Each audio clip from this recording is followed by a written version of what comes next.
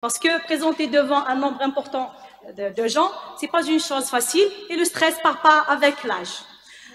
Alors, je tiens aussi à remercier M. Benguesmia Farid pour le choix de la thématique « difficultés scolaires dans les écoles algériennes », sachant que les difficultés scolaires, c'est parmi les motifs les plus importants de consultation en psychologie.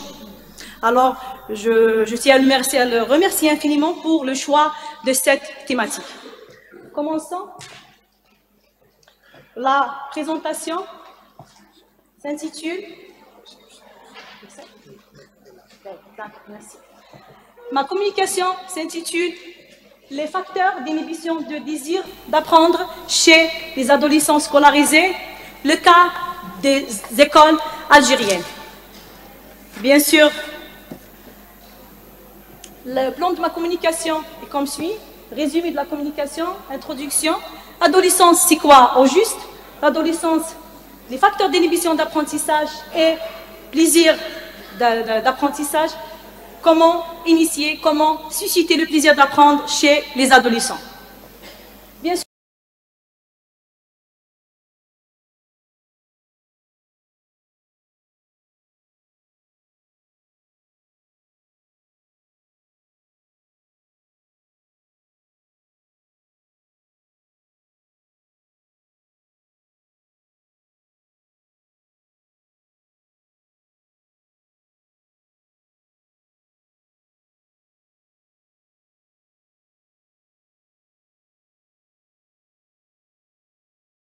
Nos études, il faut mieux être footballeur, au moins on s'amuse plus, ensuite, en plus on va gagner plus d'argent.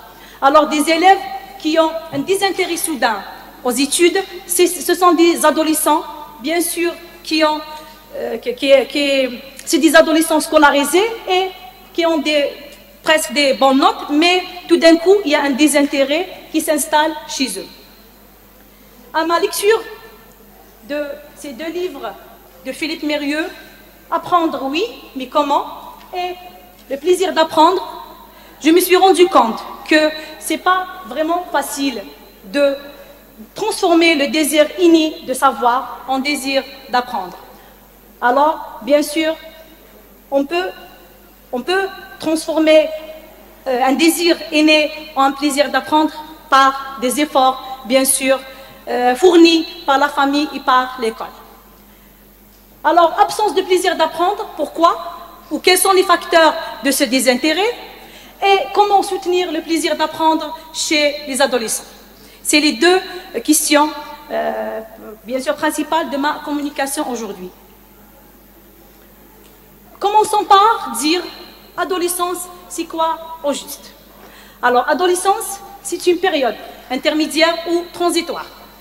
De l'enfance à l'âge adulte, il s'agit d'une période, bien sûr, de changement, de transformation corporelle, physiologique et psychologique.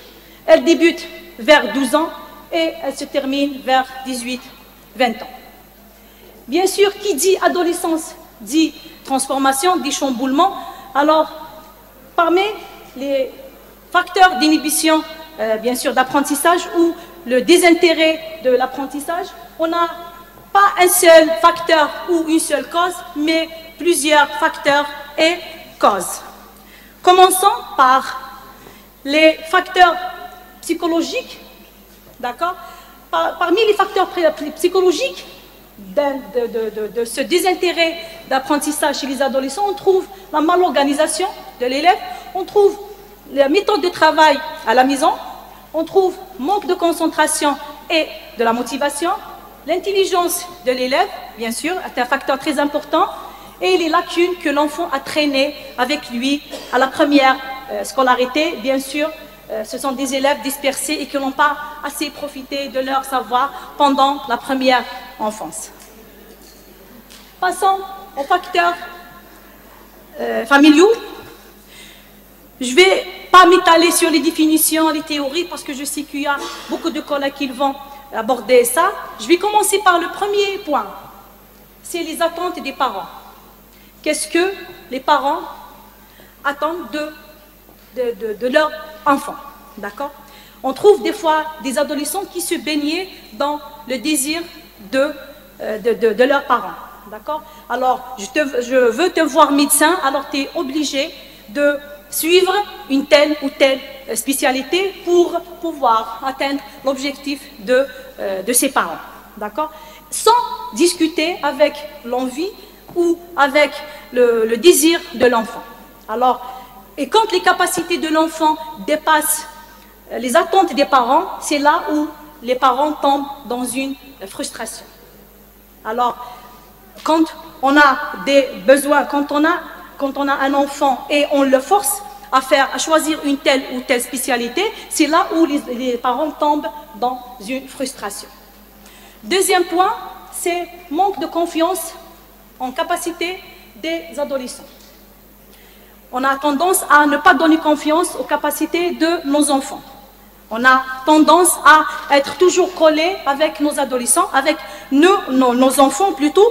Alors, c'est très important de donner la chance à l'adolescent, à l'enfant de faire son choix. D'accord? On discute là le comment.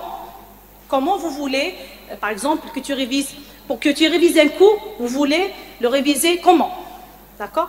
Par exemple, après une sortie avec des amis, après une séance de sport, après par exemple une course, alors on va lui donner le choix bien sûr, la chance de choisir comment il va réviser. On va discuter le où vous voulez réviser. On va discuter, par exemple, les plages d'horaire. Vous voulez un cours à réviser, vous avez un cours à réviser et je te donne le choix, la chance de choisir la manière de votre révision. Alors on discute le comment, le où et le quand. Alors quand on discute ces choses avec l'adolescent, on lui donne la chance d'être dépendant bien sûr, mais en lui disant voilà, je te donne cette tâche, je ne te force pas à la faire de telle ou telle manière, mais là, je suis à côté, je te surveille. Il faut être bienveillant et non pas laxiste. Alors ici, quand on discute toutes ces choses avec l'adolescent, là, que l'adolescent, il va, parce que des moments il est en période d'adolescence, alors quand on essaye de forcer l'adolescent, bien sûr, lui, il va nous répondre, bien sûr, en s'opposant. Parce que c'est parmi les transformation de l'adolescence. Le deuxième point important que je voulais aborder avec vous, le troisième point, pardon, c'est ne pas donner un sens aux études. Ne pas donner un sens aux études. Est-ce que l'enfant sait pourquoi il part à l'école? Est-ce que l'enfant sait la finalité de partir à l'école ou de faire des études? Parce qu'on n'a pas l'habitude, l'élève, l'enfant se lève le matin, il prend son cartable et il part. Mais est-ce qu'il a compris pourquoi il fait des études? Est-ce qu'il a compris pourquoi la finalité de ses études? Est-ce qu'on a posé déjà la question à nos enfants, pourquoi tu pars à l'école? Pourquoi tu fais des études? Quelle est la finalité de ça? Alors, quand l'élève, par exemple, commence ses études, il trouve un écart entre ce qu'il espère et ce qu'il est en train de voir, de subir. Il va se poser la question, pourquoi faire telle ou telle matière, par exemple? Pourquoi étudier telle ou telle matière? À quoi bon, par exemple, faire la philosophie, par exemple? Elle va me servir à quoi dans l'avenir? Alors, c'est bien de discuter, de donner un sens à l'enfant, de lui changer la vision sur les études. Ça va, bien sûr, on va essayer d'introduire, d'incarner un sentiment de, bien sûr, quel est l'objectif de ces études. Le quatrième point, c'est l'immédiateté pulsionnelle ou les caprices malgré l'adolescence. Alors, on a l'habitude d'entendre les caprices chez les enfants, mais il y a aussi des caprices chez les adolescents. Ça me rappelle un passage que j'ai lu dans un livre de la pédagogie de Korczak. Korczak, un pédagogue polonais, il a créé des orphelinats en Pologne, bien sûr, où il a essayé de récolter des orphelins. C'était des adolescents, mais c'était des adolescents qui disputent beaucoup. Ils veulent avoir tout de suite et immédiatement. Alors, il a remarqué que beaucoup de bagarres se font dans ces orphelinats. Alors, qu'est-ce qu'il a fait? Il a pensé à une solution. C'est quoi? C'est de donner 10 points pour chaque adolescent. Et l'adolescent perd des points après chaque bagarre ou chaque dispute. Et il enlève les points selon le degré de la bagarre. 4 points pour une grande bagarre, 3 points pour une moyenne, 1 point par exemple pour une insulte. Alors là, il a donné la chance aux adolescents de réfléchir comment garder les points. Après un moment, il a remarqué que même s'il a utilisé le système de points, les adolescents continuaient à se bagarrer. Alors il a réfléchi à une autre solution. C'était quoi? Un jour, il a réuni tous les adolescents et il a dit, écoutez, à partir de maintenant, vous pouvez taper n'importe qui, à n'importe quel moment et avec la manière que vous voulez, à condition, c'est de le prévenir à l'avance, 24 heures à l'avance par écrit. Alors, il faut prévenir la personne, vous voulez taper, 24 heures à l'avance par écrit. Alors, là, c'est tout le monde qui se demandait comment je vais écrire ces lettres, comment je vais lire ces lettres. Alors, c'est là où le pédagogue a donné le désir d'apprendre, d'accord, le désir de lire et la façon de réfléchir. Alors, il faut réfléchir, lire et écrire les lettres. Alors ici, qu'est-ce qu'il a fait quand il a essayé d'expliquer pourquoi il a choisi cette méthode? Le pédagogue a dit, si j'interdis les adolescents de se bagarrer, je ne vais pas les aider à se progresser.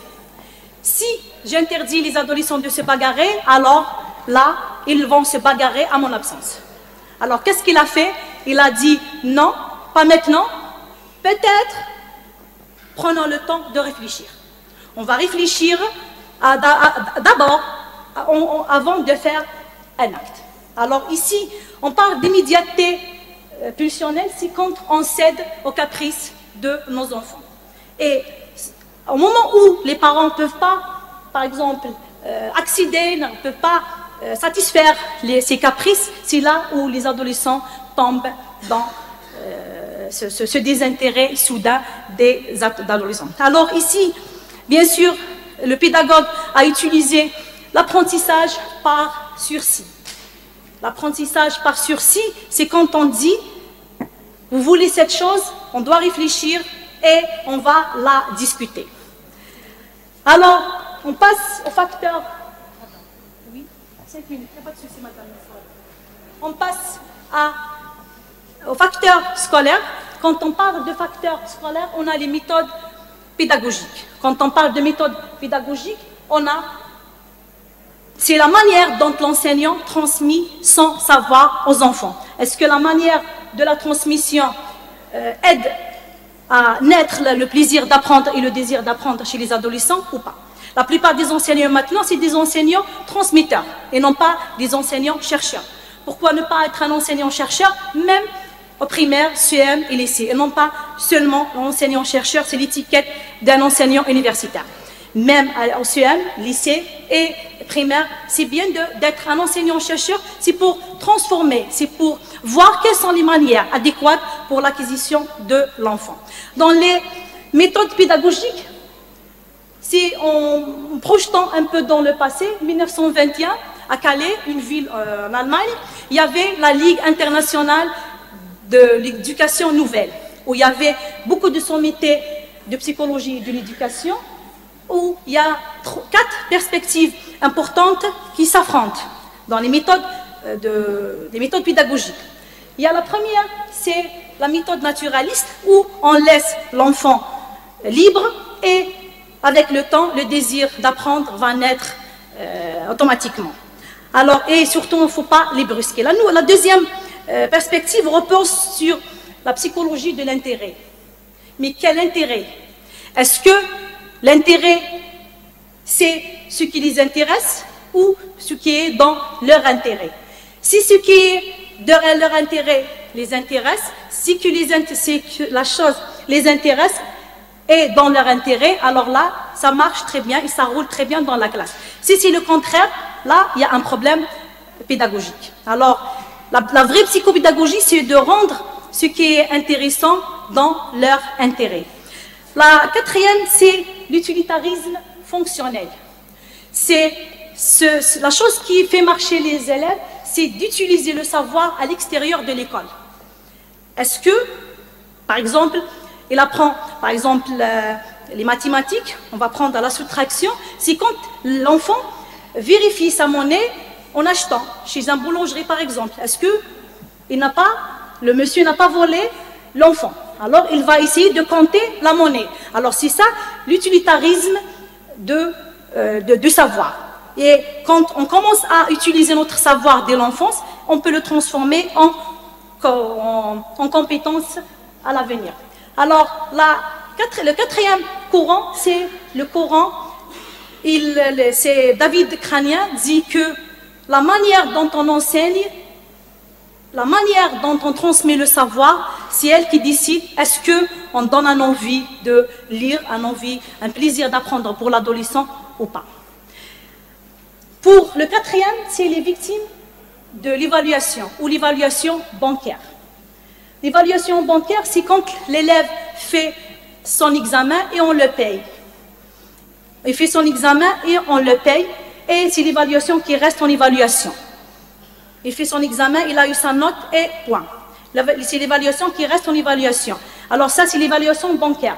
Mais si on donne un 2 sur 10 à l'élève et on lui disant, là, je te donne 2 sur 10, mais si tu reprends ton travail avec telle ou telle manière, là, tu vas augmenter ta note.